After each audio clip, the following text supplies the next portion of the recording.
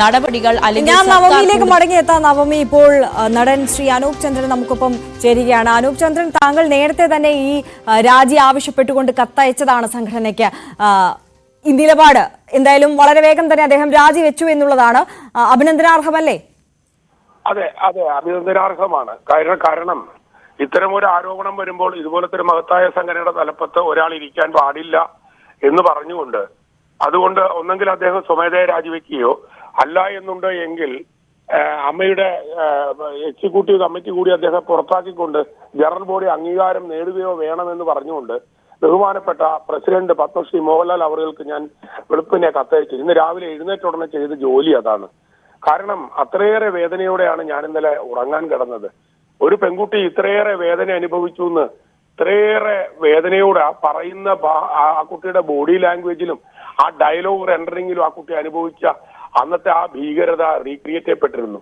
അപ്പൊ അങ്ങനെ ഒരു ആരോപിതനായ ഒരു മനുഷ്യൻ ഈ സ്ഥാനത്ത് ഇരിക്കാൻ പാടില്ല എന്ന് ഈ ഇതിനകത്തെ ഒരു ഉത്തമ ഒരു പൗരൻ എന്ന നിലയിൽ നമുക്ക് ഇത് ആവശ്യപ്പെടാനുള്ള റൈറ്റ് ഉണ്ട്. അതുകൊണ്ടാണ് ഞാൻ ആവശ്യപ്പെട്ടത്. ശ്രീ അനൂപ് ചന്ദ്രൻ, പക്ഷെ ആദ്യഘട്ടത്തിലെങ്കിലും ഈ ഹേമ കമ്മിറ്റി റിപ്പോർട്ടിന്മേലുള്ള പ്രതികരണത്തിൽ അത് വളരെ ലാഘവത്തോടെയാണ് ജനറൽ സെക്രട്ടറി അടക്കമുള്ള നേതൃത്വം കണ്ടത്, അല്ലെങ്കിൽ അവരുടെ ആദ്യ പ്രതികരണം വന്നത് എന്ന് താങ്കൾക്ക് തോന്നുന്നുണ്ടോ? ഒരുപക്ഷെ വരാനിരിക്കുന്ന ആരോപണങ്ങളെ ഒരുപക്ഷെ അവർ മുന്നിൽ കണ്ടിട്ടുണ്ടായിരുന്നിരിക്കാം, എനിക്കറിയില്ല.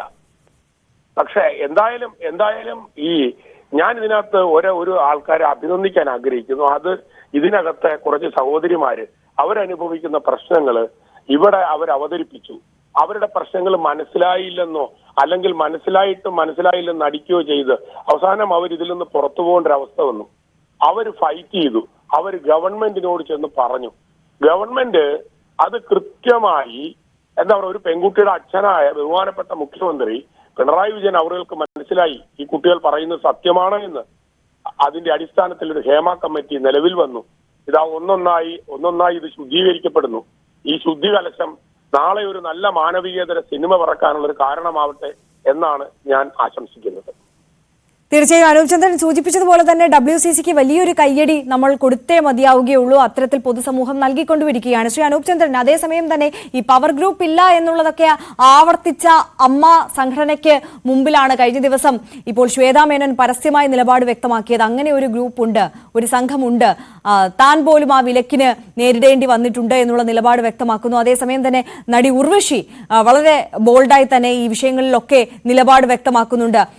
ഇതുപോലെയുള്ള സാഹചര്യങ്ങളൊക്കെ താനും നേരിട്ടിട്ടുണ്ട് എന്നുള്ള നിലയിൽ തന്നെയാണ് ഉർവശിയുടെ നിലപാടും വന്നിട്ടുള്ളത്. അതൊക്കെ കൂടുതൽ ആളുകൾ രംഗത്തേക്ക് വരാൻ പ്രചോദനമാകുമെന്ന് കരുതാം, അല്ലേ? അതെ, ഇത് കാര്യം ഈ വ്യാവസായിക വിപ്ലവത്തിന്റെ സന്തതിയാണ് സിനിമ. വ്യാവസായിക വിപ്ലവം ഇല്ലാത്ത നാട്ടിൽ ഫ്യൂഡലിസത്തിന്റെ സന്തതിയായിട്ടാണ് ഇത് വാണരുളുന്നത്. അപ്പൊ ഫ്യൂഡലിസത്തിന്റെ ഏറ്റവും പ്രധാനപ്പെട്ട സവിശേഷതയാണ് ഓച്ചാനിച്ച് നിൽക്കുക, പഞ്ചപുച്ഛ വടക്കി നിൽക്കുക, തിരുവായ്ക്ക് എതിർവാ പറയാതിരിക്കുക. അതൊക്കെ ഈ സിനിമയിലും വളരെ പണ്ട് മുതലേ ഈ സാധനത്തിനകത്ത് കണ്ടുകൊണ്ടിരുന്ന ഒരു കാര്യമാണ്. പക്ഷെ എന്തായാലും കാലം മാറി വരുന്നു. പുതിയ മാധ്യമങ്ങളും പുതിയ അഭിപ്രായങ്ങളും ഒക്കെ രൂപപ്പെട്ടു വരുന്ന ഈ ഒരു സാഹചര്യത്തിൽ ആ പഴയ ഒരു സിസ്റ്റം ഉപേക്ഷിക്കേണ്ട സമയം ഏറെക്കുറെ കഴിഞ്ഞു എന്ന് തന്നെയാണ് ഇവരെ ബോധ്യപ്പെടുത്താൻ ആഗ്രഹിക്കുന്നത്. എനിവേ വളരെ സന്തോഷമായിട്ടുണ്ട്. കാര്യം ഒരു നല്ല സിനിമ നമുക്ക് സ്വപ്നം കാണാം, യാതൊരു സംശയവുമില്ല. ഒരു കാര്യം കൂടി അനൂപ് ചന്ദ്രൻ, സംവിധായകൻ രഞ്ജിത്തിന് മാതൃകയാക്കാവുന്ന ഒരു നിലപാട് കൂടിയാണ് എന്ന് കരുതുന്നുണ്ടോ? ഉറപ്പായും, തീർച്ചയായും. കാര്യം ഒരുപക്ഷെ അദ്ദേഹം രാജിവെക്കാതിരുന്നതിന്റെ അദ്ദേഹത്തിനുണ്ടായ ബുദ്ധിമുട്ടുകൾ ഇദ്ദേഹം മനസ്സിലാക്കിയത് കൊണ്ടാവാം ഇദ്ദേഹം പെട്ടെന്ന് രാജിവെച്ചതെന്ന് എനിക്ക് തോന്നുന്നു. ഒരു കാര്യം കൂടി ചോദിച്ചോട്ടെ അവസാനമായി, അതായത് താങ്കൾക്ക് വ്യക്തിപരമായ ഇത്തരത്തിൽ ഹേമ കമ്മിറ്റി റിപ്പോർട്ടിൽ പരാമർശിക്കപ്പെട്ട പല കാര്യങ്ങളുമുണ്ട്. ഈ പവർ ഗ്രൂപ്പ് മാഫിയ അടക്കമുള്ള കാര്യങ്ങൾ, അതിൽ അവസരം നിഷേധിക്കപ്പെട്ടു എന്നുള്ള അടക്കമുള്ള ഒരുപാട് കാര്യങ്ങളുണ്ട്. അത് വ്യക്തിപരമായ അനുഭവം ഏതെങ്കിലും ഘട്ടത്തിൽ ഉണ്ടായിട്ടുണ്ടോ? 100%. ഇതിനകത്ത് പവർ ഗ്രൂപ്പ് എന്ന് പറയുന്ന ഒരു ഗ്രൂപ്പ് ഇല്ലാതെ ഒരു ഇന്ത്യൻ സിനിമയിലെ സ്മിത പാട്ടീല്, ഷബാന ആസ്മി, അതുപോലെ നമ്മുടെ പ്രിയങ്കരിയായ ലളിത ചേച്ചി, ഉർവശി ചേച്ചി, ഇവർക്കൊക്കെ ശേഷം തൊട്ട് ഇന്ത്യൻ സിനിമയിൽ നമ്മുടെ മലയാളത്തിന് കിട്ടിയ അമൂല്യ നിധിയല്ലായിരുന്ന പാർവതി തെരുവോത്ത്. ആ കുട്ടി എങ്ങനെയാണ് മലയാള സിനിമയിൽ നിന്ന് ഇല്ലാതായത്? ഈ പവർ ഗ്രൂപ്പ് ഇല്ല എങ്കിൽ ആ കുട്ടി ഇല്ലാതാവുമോ? ഒരു ഒരാളുടെ തൊഴിൽ നിഷേധിക്കാൻ ആർക്കും അവകാശമില്ല. അങ്ങനെ കൃത്യമായിട്ടൊരു കോമ്പറ്റീഷൻ ലോ എന്ന് പറയുന്ന ഒരു ലോ ഉള്ള നാടാണ് ഇന്ത്യ മഹാരാജ്യം. അതുകൊണ്ട് കൃത്യമായി ഇതുപോലത്തെ ഒതുക്കലുകളെ ഭയന്നും, അരിപ്രശ്നമാണല്ലോ പ്രധാന പ്രശ്നം, അതുകൊണ്ട് ഈ ഒതുക്കലുകളെ ഭയന്നും ഇതിനെ കൊണ്ടുമൊക്കെ കുറെ കാലം ഇങ്ങനെ സഹിച്ച് അടിച്ചമർത്തി പോകുമായിരുന്നു. അടിച്ചമർത്തി പോകുന്ന മനസ്സിൽ ഒരിക്കൽ ബ്ലാസ്റ്റ് ചെയ്യും. ആ ബ്ലാസ്റ്റ് ചെയ്യുമ്പോൾ അതിനകത്തുനിന്ന് എല്ലാം വെളിയിൽ വരും. ആ വെളിയിൽ വരുമ്പോൾ ഒരുപക്ഷെ എല്ലാം ചാമ്പലായി പോകാനുള്ള സാധ്യതയുമുണ്ട്. ആ സാധ്യതയാണ് ഇപ്പോൾ നമ്മളിവിടെ കണ്ടുകൊണ്ടിരിക്കുന്നത്. ശ്രീ അനൂപ് ചന്ദ്രൻ, അവസാനം ഒരു ഒറ്റ കാര്യം കൂടി, അതായത് ഇപ്പോഴും ഇത് വെറും ആരോപണങ്ങളല്ലേ എന്ന് സമർത്ഥിക്കുന്നവരോട് എന്താണ് പറയാനുള്ളത്? അവരെ നോക്കി ഒരു ചിരി, അവരെ നോക്കി വേദന കലർന്ന ഒരു ചിരി ചിരിക്കുക. അതിനപ്പുറത്ത് അവരുടെ കല്ലാണ്. അതിനകത്ത് നമുക്ക് ശില്പവും കൊത്താൻ പറ്റില്ല, അതിനകത്ത് ഒന്നും ചെയ്യാൻ പറ്റില്ല. ഒരു പട്ടിയെടുത്ത് എറിയാൻ പോലും ആ കല്ല് ഉപകരിക്കപ്പെടാത്ത കല്ലാണ് അവരുടെ ഹൃദയം. അത്തരം ആൾക്കാർ എന്തും പറഞ്ഞോട്ടെ, അതിന് വില കൊടുക്കുന്നില്ല.